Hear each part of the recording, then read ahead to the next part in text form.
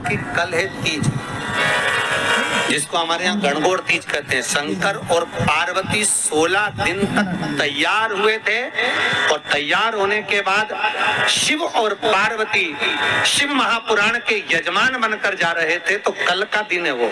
कौन सा दिन है कल का? गणगौर तीज का दिन, कल का दिन।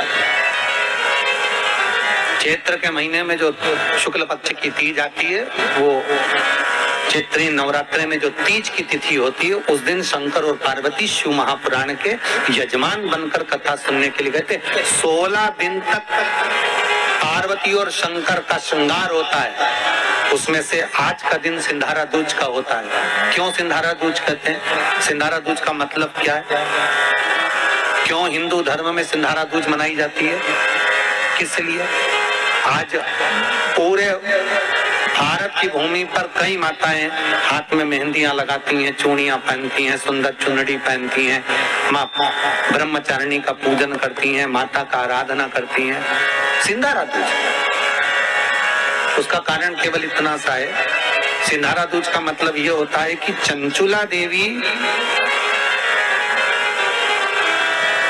जब 14 दिन तक शंकर और पार्वती अपने गुफा में से बाहर नहीं निकले शिव महापुराण के यजमान बनने के लिए, तब माता चंचुला देवी ने हाथ जोड़कर मां जगतजननी जगदम्बा को सुंदर वस्त्र, सुंदर चूड़ियां, सुंदर आभूषण माता के चरणों में ले जाकर समर्पित करे थे और कहा, मां इन चूड़ियों को जो मैं दे रही हूँ, ये लाल चूड़ी, ये लाल श्रृंगार, ये लाल वस्त्र, जो लाल चूनर जो मैं प्रदान कर रही हूँ, माँ बस ऐसी कृपा कर दे कि तू इन चूनर को धारण करे और मेरा भी सौभाग्य, मेरा भी सुहाग अमर कर दे। बस इतनी कृपा मेरे ऊपर कर दे। वो सिंधारा दूज का महत्व है, वो सिंधारा दूज का महत्व।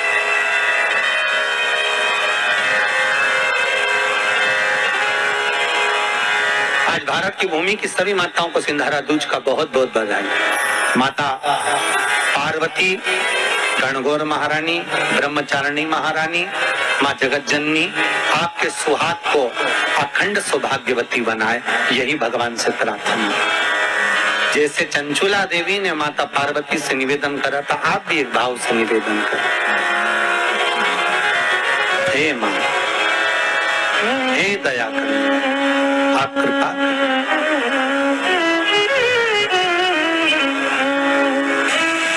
अगर हम मृत्यु लोक में जन्म लिए हैं, चाहे जो भी बनकर पैदा हुए हो, 84 लाख योनियां जो हमको मिली, उसमें हम जो पैदा हुए, जन्मे, तो हमने वापस जाने के बाद नरकों का भोग भी भोगा है।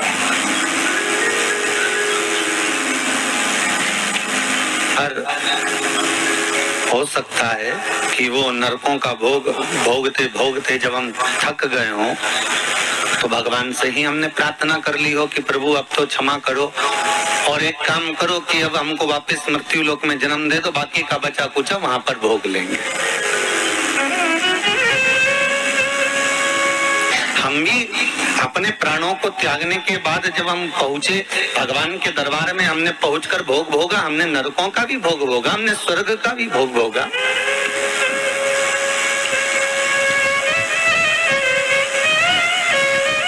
हमने नरक का भोग भोग लिया। पर जब नरकों का भोग भोगने के बाद हम थक गए, हम परेशान हो गए और बहुत ज्यादा हताश हो गए, तब भगवान से कहा, अब हमारी छुट्टी कर दो और हमारा एक पर्चा लिख दो, हम नीचे जाके ले लेंगे। अर्थात जो बचा कुचा भोग है नरक का, बचा कुचा दुख है, तकलीफ है, कष्ट है, वो मनुष्य के शरीर में हम नीचे आकर क्यों भोग रहे हैं? क्योंकि हम उस परमात्मा से पर्चा लिखवा कर लाए हैं कि हमको बाकी का भोग हम घर जाकर भोग लेंगे, हमको जाने दीजिए, हमको यहाँ रहना नहीं है, अब हमें यहाँ से मुक्त कर दीजिए, अब हमको यहाँ से जाने दीजिए,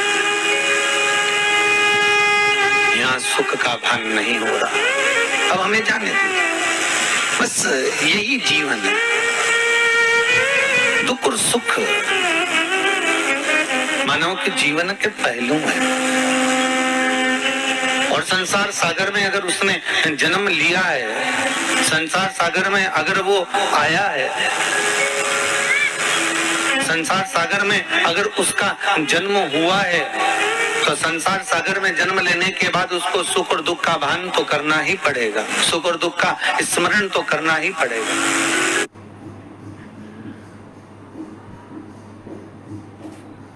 All new awesome intelligence brings best of AI features. It brings intelligent video editing features. उसको कर्मों का भोग तो भोगना ही पड़ेगा।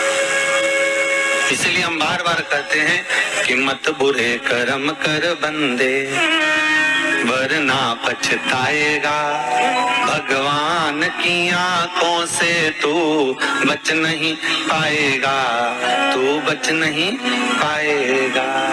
अरे वो ज्ञानी मत कर नादानी। इस संसार सागर में जन्म लेने के बाद हमारे को जो भोगना है वो कर्म के अनुसार भोगना है, हमें कर्म के अनुकूल रहना है। अगर थोड़ा भगवान का भजन मिल रहा है, थोड़ा स्मरण मिल रहा है, थोड़ा संकीर्तन मिल रहा है, थोड़ा इस मानव के शरीर को पाने के बाद अगर हम भगवत भक्ति में कहीं डूबे हुए हैं तो ये परमात्मा की कृपा से ही डूबे हुए हैं,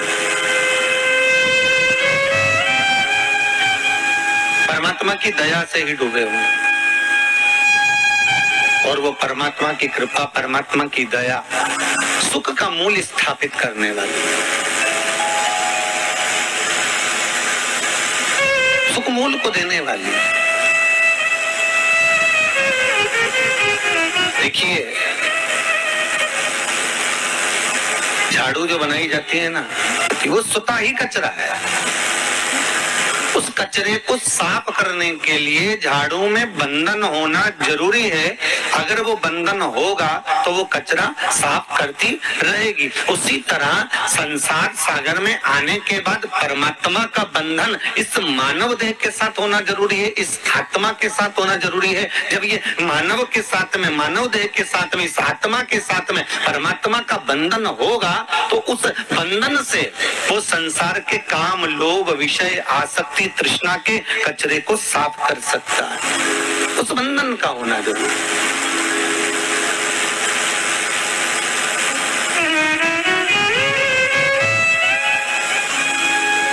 और यदि मानव का देह मिलने के बाद भी हम उस परमात्मा से नहीं बंधे, उस परमात्मा से हमारा बंधन हो ही नहीं पाया, उस परमात्मा से हम एकाग्रचित्त हो ही ना पाए, तो फिर उसका कोई सुख नहीं है, उसका कोई आनंद नहीं है।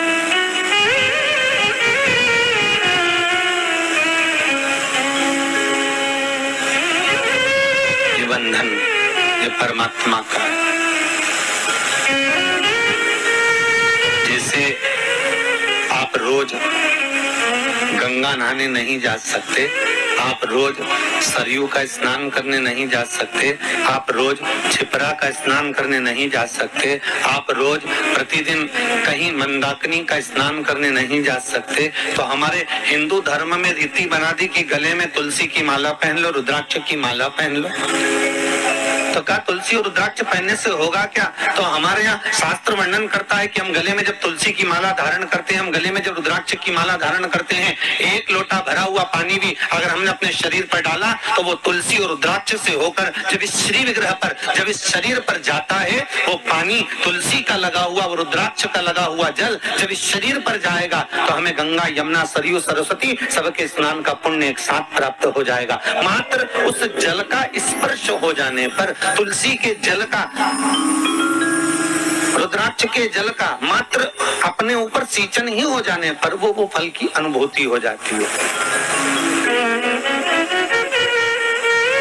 वो फल प्राप्त हो जाता है।